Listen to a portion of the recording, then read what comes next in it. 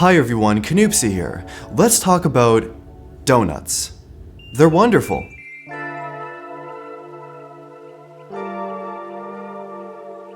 They're sweet, they're fluffy, they can be filled with jelly or glazed with icing. They are delicious. But can you have too many donuts? Can you have too much of a good thing? Well, no. Sometimes it's great to have a lot of something. You don't have to eat it or use it all at once either. And the Galaxy S20 Ultra proves that. So this phone has a lot of features, almost too many features. And while that sounds like a complaint, it's really not. For all the creators, power users, and people who demand the cutting-edge features on their device, the Ultra satisfies.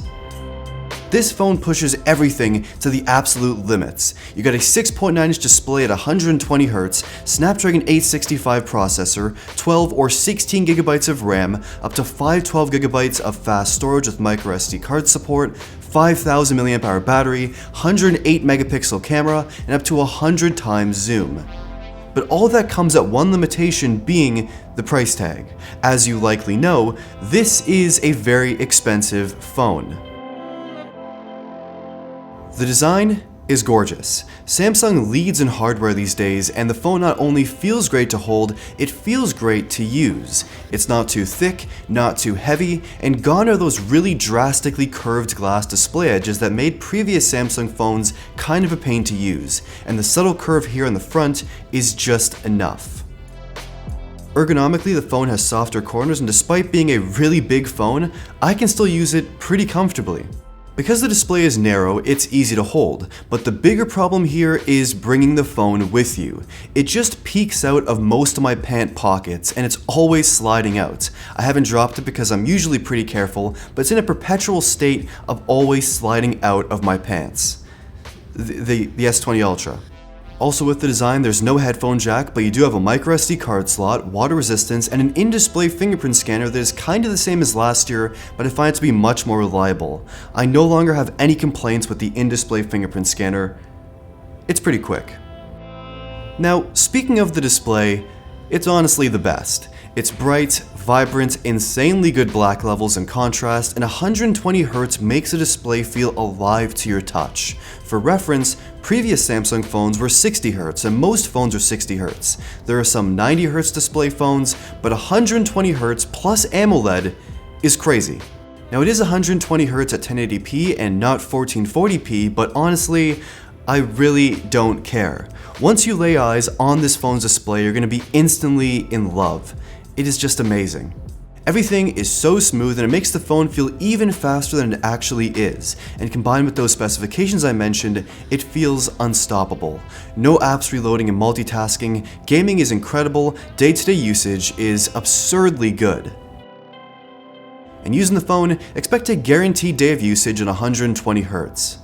I use this phone on pretty high brightness, 120Hz mode of course, and use it during my day-to-day chaotic, busy life, as well as heavily testing out the cameras. And the phone consistently gives me a full day from 7 AM to around 11 o'clock at night when I have around 30% battery left. Now I haven't tested this phone at 60Hz mode, but from my estimations, it should last you the same or even longer, most likely longer. The 5000 mAh battery in this phone was definitely a good call by Samsung.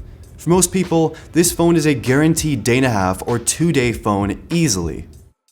And of course, when it's time for charging, you have fast charging, fast wireless charging, and reverse wireless charging for charging up other devices or truly wireless earbuds with wireless charging enabled. It's all here, so you're covered.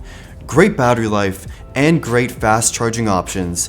That's the dream, and this phone delivers. Okay, the cameras. Possibly Samsung's biggest focus on this device. You have a 40 megapixel selfie camera that takes such great selfies that you see every detail. It is ridiculous. There are two really great things about the Galaxy S20 Ultra's front-facing camera that make it kind of the best on any device. First of all, it shoots in 4K. And second, it actually has autofocus. You can get really close to things and the camera will actually focus on them. On the back, that bump houses a 108 megapixel main camera, 12 megapixel wide camera, 48 megapixel telephoto camera with 100 times zoom, and a depth vision, depth sensing camera. So photos with that main camera are excellent. Now I've been mostly taking photos with the 12 megapixel mode, not the 108 megapixel mode, as it gives me access to the other camera modes like wide angle and telephoto a lot easier. 108 megapixel shots are mostly great and lets you actually zoom in quite a bit in post to see detail. It is unreal. But autofocus has been a little bit unreliable, leading to some slightly blurred shots, and it takes a lot longer to actually capture these photos in regular shots in the 12 megapixel mode. Also, as it is a larger sensor, there's this much more natural depth of field that occurs, and it is pretty awesome. That being said though, a lot of stuff in close-up shots is completely blurred as it captures what's in the center of the frame with the absolute most clarity, while everything else is kind of just out of focus. It may be a look you want, but for some things, it might be a little bit too much.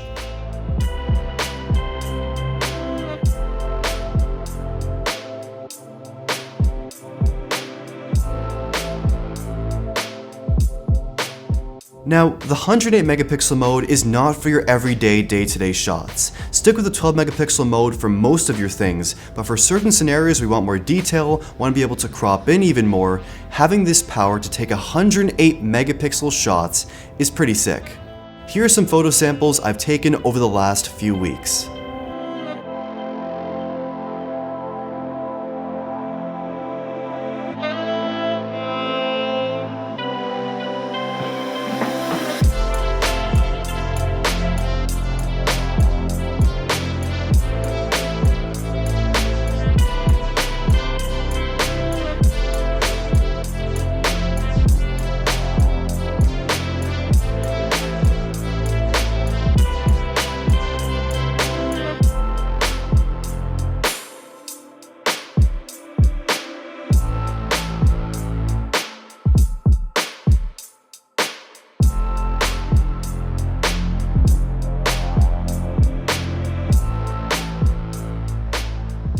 At night, also expect excellent results with just the standard main camera mode. You can also switch to night mode and have brighter and more detailed shots.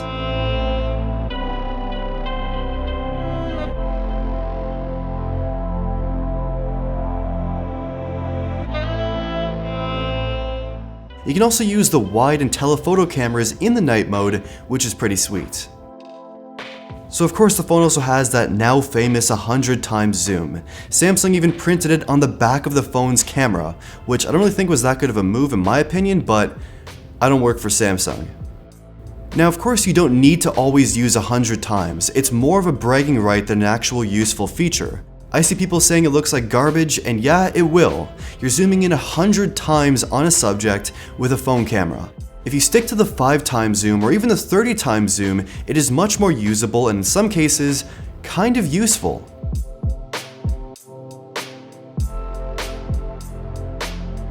While we don't often need so much zoom on a phone or really any camera, having that ability eliminates any doubt if you should zoom in on a subject, because if you do, zoomed in shots will likely still look pretty good, at 5 times or even 10 times.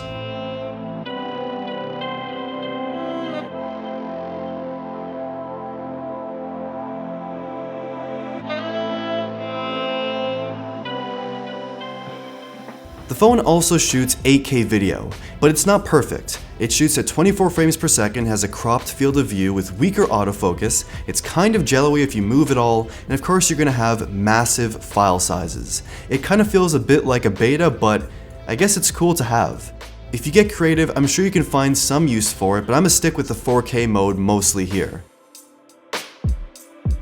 And that 4K video is gorgeous. Natural stabilization, stunning colors, Samsung is back here again with killer video recording.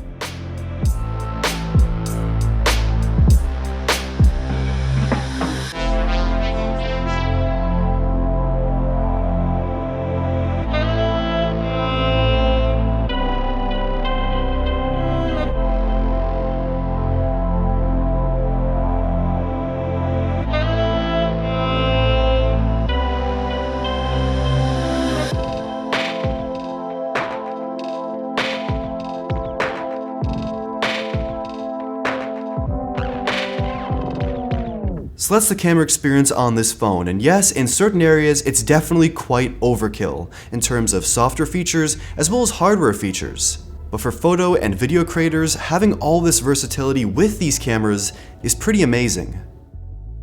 Now finally, a quick discussion on Samsung's software experience on this phone with One UI.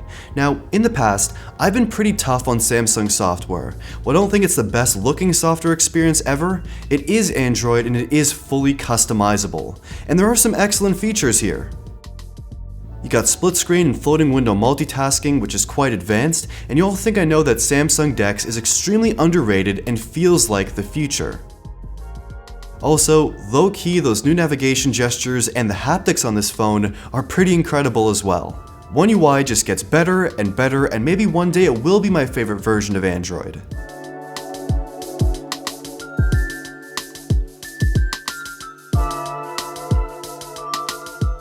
To conclude, the Galaxy S20 Ultra gives you so much in a phone, almost too much at times.